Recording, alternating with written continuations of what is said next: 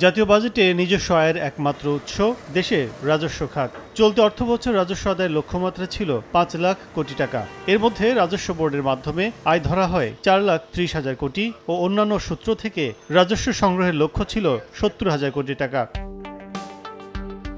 আসন্ন ২০২৪-২৫ অর্থবছরে প্রায় ৮ লাখ কোটি টাকার বাজেটে রাজস্ব বিভাগের আয়ের লক্ষ্যমাত্রা ধরা হয়েছে ৫,৪১,০০০ কোটি টাকা। এর মধ্যে কর ও এনবিআর বহির্ভূত আয় হিসেবে ধরা হয়েছে ৪,৯৫,০০০ কোটি টাকা। তবে দেশের সার্বিক আয়ের কাঠামো অনুসারে রাজস্ব আদায় দ্বিগুণ হওয়ার সুযোগ থাকলেও তা হচ্ছে না বলে মত অর্থনীতিবিদদের। এজন্য বিকল্প না থাকা সত্ত্বেও অটোমেশন বাস্তবায়ন করছে না এনবিআর। সহজ মাধ্যম হলো ডিজিটালাইজ করা।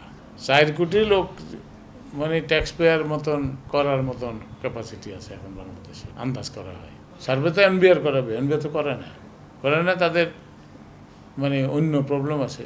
তারা হয়তো আপনার ওই যে ঘুষ-টুস যে খায় এগুলো আপনার তাদের বন্ধ হয়ে যাবে। মাত্র একটি ফোন কলে দেশব্যাপী হোম ডেলিভারি দিচ্ছে ওমেরা এলপিজি। এনবিআরের ভ্যাট আদায় নিয়েও রয়েছে নানা অভিযোগ। ব্যবসায়ীদের ভাষ্য, এনবিআরের অব্যবস্থাপনার কারণে ইএফডি মেশিন স্বল্পতায় একই মার্কেটে বৈষম্যের শিকার হচ্ছেন তারা। যে দোকানগুলোতে বসানো হয়েছে 20টা দোকান থেকে মাল কিনতে যাবেন, 5 লক্ষ টাকার মাল কিনতে গেলে 5,50,000 টাকা হয়ে যাবে। আর পাশের দোকানগুলো যাদেরকে মেশিনটা দেওয়া হয়নি তাদের পরে 5 লক্ষ টাকা। কোন কাস্টমার ঢুকবে তাদের থেকে মাল নেওয়ার জন্য? ব্যবসায়ী ধ্বংস হয়ে যাচ্ছে। এদিকে 15% কর দিলেই এবারের বাজেটে অপ্রদর্শিত অর্থ বৈধ করার সুযোগ পেতে পারেন সংশ্লিষ্টরা। এর আগে 2020-21 অর্থবছরে 10% কর দিয়ে 20,500 কোটি টাকা বৈধ করা হয়। সে বছর সর্বোচ্চ পরিমাণ কালো টাকা সাদা করায় 2,064 কোটি টাকা রাজস্ব পায় এনবিআর।